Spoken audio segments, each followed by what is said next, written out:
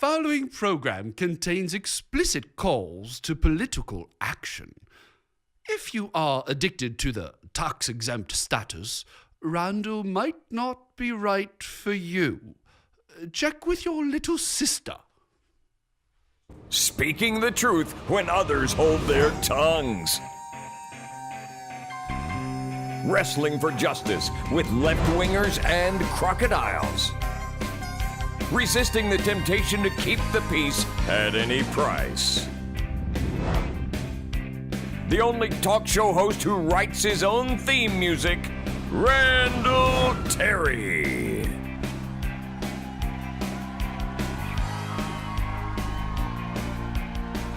Thank you, ladies and gentlemen. Welcome. Oh, you bet I'm divisive. Dividing between the sheep and the goats, between good and evil. Oh, and you and I both need to learn to be divisive, because in the battle between good and evil, you've got to be able to make that divide and not be afraid to do it. In today's program, we are only going to look at one question. It is this: how have the fundraising tactics of tax-exempt groups help harm and even destroy America? I'll be right back after a word from Jihad Granny, and I'm telling you right now, this is going to be a life-changing show for some of you. Don't go away. Allah Akbar. Good morning, boys and girls. You know the bombing that took place in that filthy nest in Iraq? Well, good news. We are about to do the same thing. I mean, you know, my boys. In Egypt, we are going to spread the peace of Islam everywhere. Hello again, friend. As I said, this is a very unique show. The purpose of this show is to answer the question: how have the fundraising tactics of tax-exempt groups harmed and helped destroy America? As my guidepost, I'm using the words of Abraham Lincoln. He said, "I'm not bound to win, but I am bound to be true. I'm not bound to succeed, but I am bound to live by the light I have. I must stand with anybody that stands right, stand with him while he is right, and part with him when he goes wrong." And I know these 501c3 groups that I'm about to refer to, many of them, I've rubbed shoulders with them for years. God help us. Now, as we look at what we're about to talk about, I'm going to focus on child killing primarily, a little bit on homosexual marriage, and maybe a couple other social issues. But it's key to look at the fundraising tactics of tax-exempt groups through a prism, and then you can take it and apply it anywhere you want. But this program, more than most programs you will ever see, if this stuff matters to you, will set you free. Let the truths that I'm going to discuss with you take root in your heart.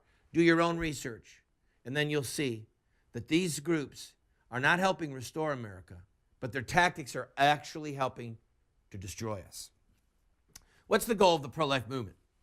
The goal of the pro-life movement is to make it illegal from the moment of conception until birth to kill a human being. End of story. Whether surgically or chemically, whether with chemical abortifacients that masquerade as birth control, or whether by a suction machine or a saline solution, the goal is to make it illegal to kill a human being from conception until birth.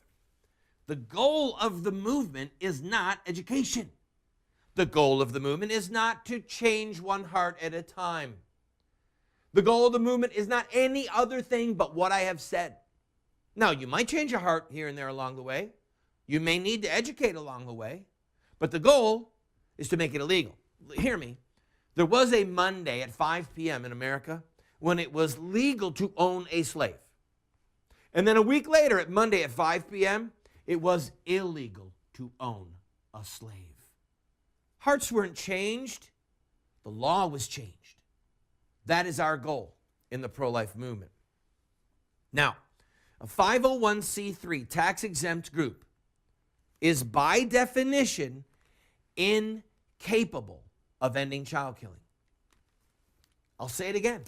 A 501c3 tax-exempt group is by definition incapable of ending child killing. Why is that? Because number one, they promise, under penalty of law, that they will not electioneer. That means that when Harry Reid is running against Sharon Angle, Harry Reid, a diehard child killer, Sharon Angle, a diehard pro-lifer, that a tax-exempt group cannot stand up and say, Harry Reid is a baby killer. He must be defeated at all costs. He's an evil man. He violates the commandment, you shall not murder. Sharon Angle is a defender of the babies. She could be a hero to the children. Let's elect her. They can't say that. And second of all, they are not allowed to use any more than a teeny fraction of their budget to lobby for certain specific legislation. So they can't say, let letters and phone calls pour in to support bill number 101 that defunds Planned Parenthood. They can't do it.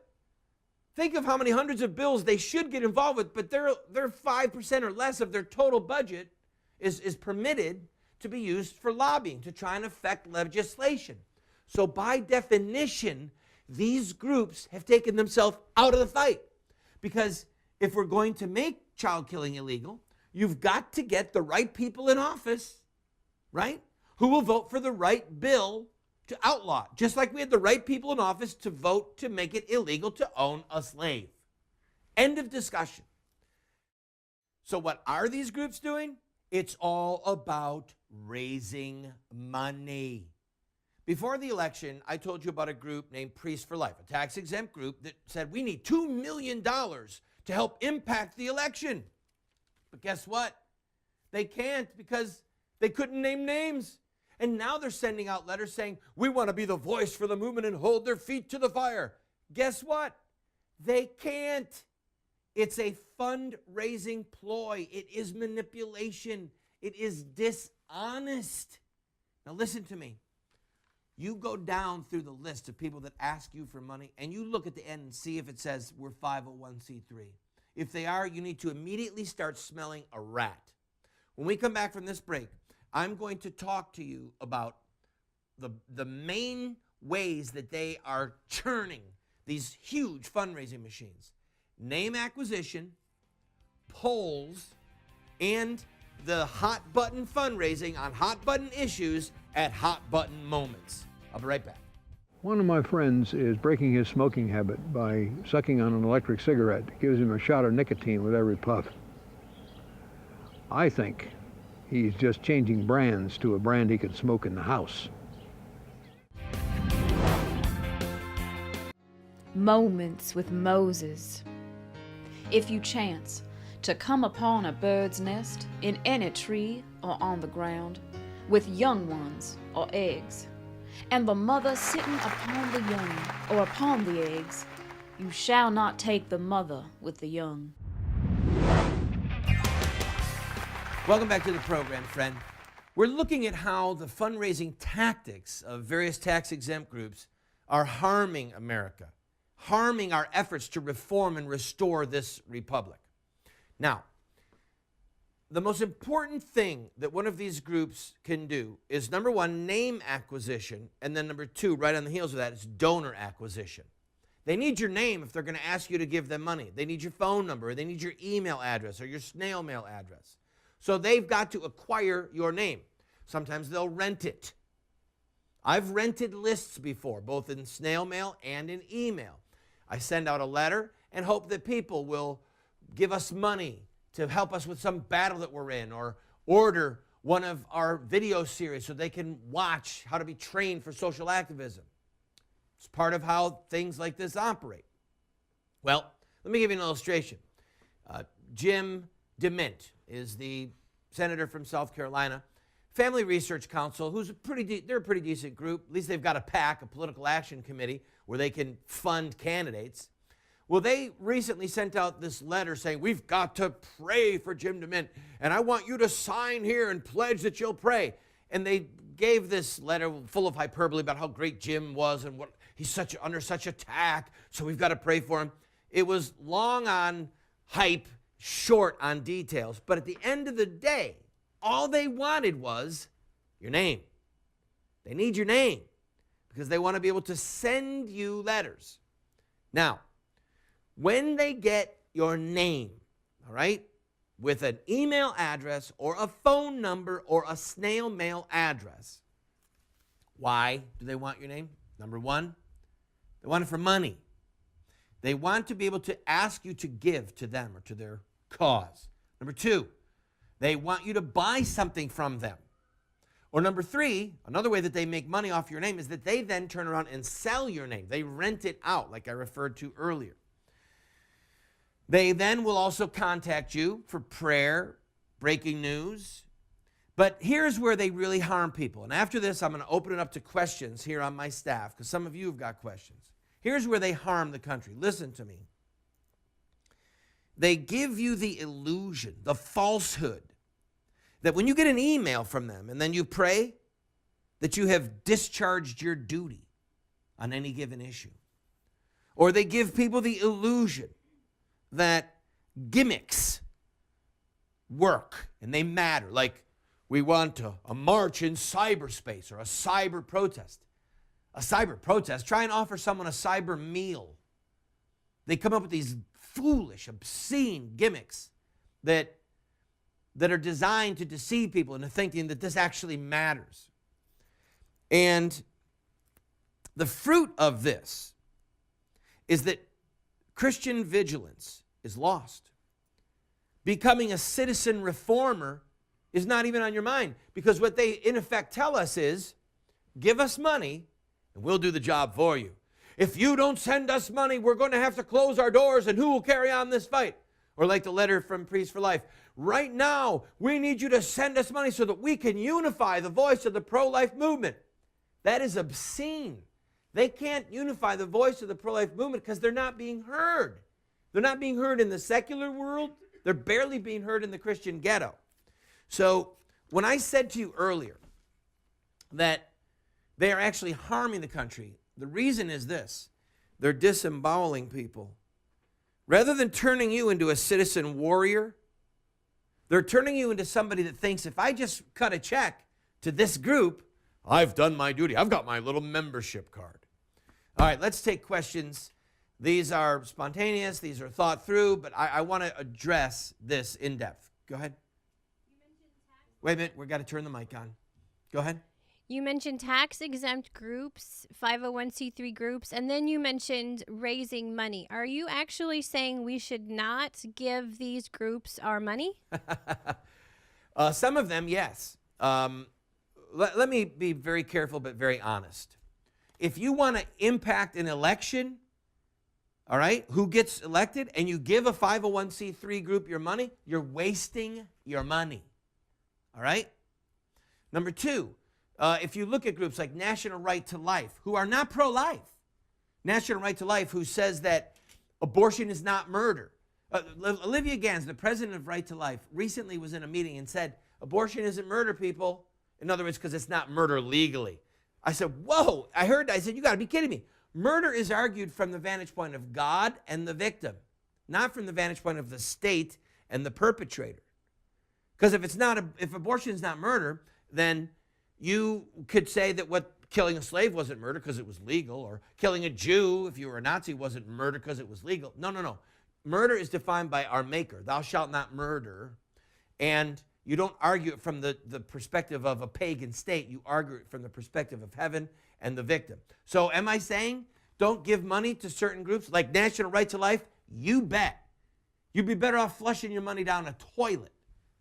And then other groups, if you're given to a 501c3, you just have to assess, are they going to really help with what it is they say they're going to do? Because if they're saying send us money during an election cycle, they're doing a hot button push, and they're doing a hot button issue around a hot button time, and oftentimes it's simply a scam. It's a fundraising scam. All right, I'm going to take a quick break. When we come back, I've got more questions, and I'm going to show you the poll. Ooh, that's one of the great weapons of choice to get you to part with your money, the poll.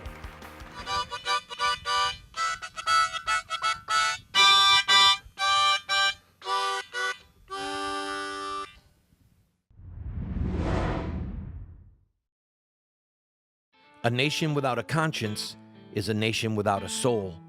A nation without a soul is a nation that cannot live. Sir Winston Churchill. We're discussing how the fundraising tactics of tax-exempt groups are harming and helping destroy America. One of the most popular deceptive tricks of the last 30 years has been the poll. This particular poll on immigration, you look at it and think, wow, that's an official document of some kind. You go through all these questions, and they're leading questions, and then it gets to the very end where, of course, they ask for money. This is a fundraising gimmick. First of all, listen to me. Do you really think that this poll ends up in some senator's office? They're thrown in the garbage. Maybe 1% or 0.5% are taken to some senator's office in bulk, and then they're thrown in the garbage.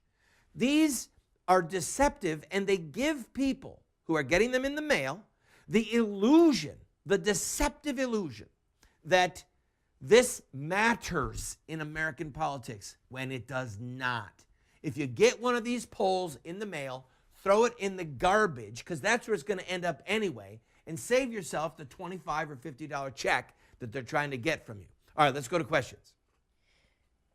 If our goal is to end child killing, and if that's a political goal, and if the tax-exempt group, like you said, is not ever allowed to influence politics, then does a 501c3 group serve any good purpose? Well, sure, they might. Not much. Let me say this. They might, once in a while, a broken clock is right twice a day. They might do a little bit of education here or there that's helpful.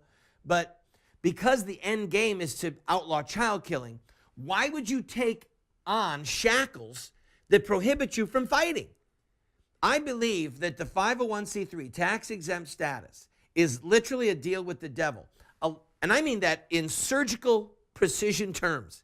It is demonic. I don't think it started that way for some people. I don't think people said, oh, I want to make a deal with the devil. No. Lawyers said, hey, do this. They said, oh, okay, it makes sense. And then all of a sudden they find themselves seduced by the dark side. As far as I'm concerned, get rid of them when it comes at least to political issues, all right? Get rid of them.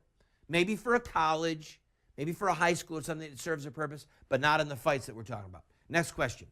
But wait, groups like National Right to Life, Americans United for Life, they're so well established.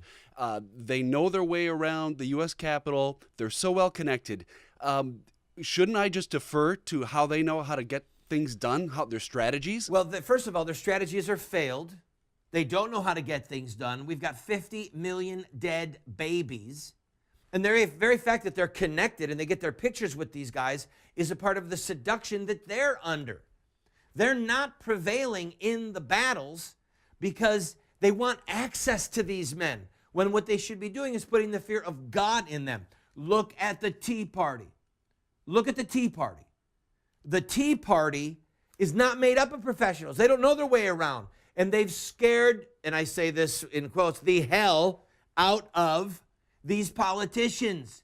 We need that kind of fire and passion, not professionals who know their way around, if we're ever going to end child killing and restore the protection of marriage. Do I need to take a break? All right, I'm going to take a quick break. I'll be right back.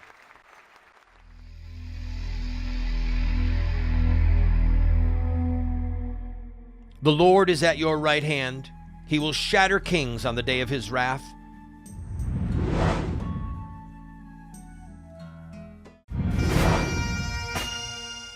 Abraham Lincoln said, I must stand with anybody that stands right, stand with him while he is right, and part with him when he goes wrong. We've been looking at how the 501c3 tax-exempt status has corrupted groups and actually helped bring the demise of this republic. We have time for one more question. Yeah, so what effect has the tax-exempt status had on churches? The churches are probably the greatest losers in this whole scenario. If you look at the last election cycle and the one before that, think of how little most of our big churches said about Bill Clinton, about John McCain, about Barack Hussein Obama. There was one time when I was sitting in a room with Jim Dobson and the Focus on the Family, their whole leadership, and I begged them, I said, please get rid of your 501c3 status. I've written a book in which an entire chapter is dedicated to Catholic bishops in America saying get rid of your 501c3 status. Because if you cut a deal with the government and you say, I will not name names who are involved in the murder of children, then you have actually sold out. That is what is at stake here, friends. Our churches, our major ministries, for the sake of a few bucks, thinking that we won't give them money if we don't get a tax break.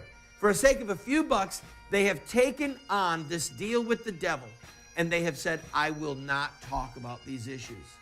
Friends, it's helped destroy this republic. Think about it.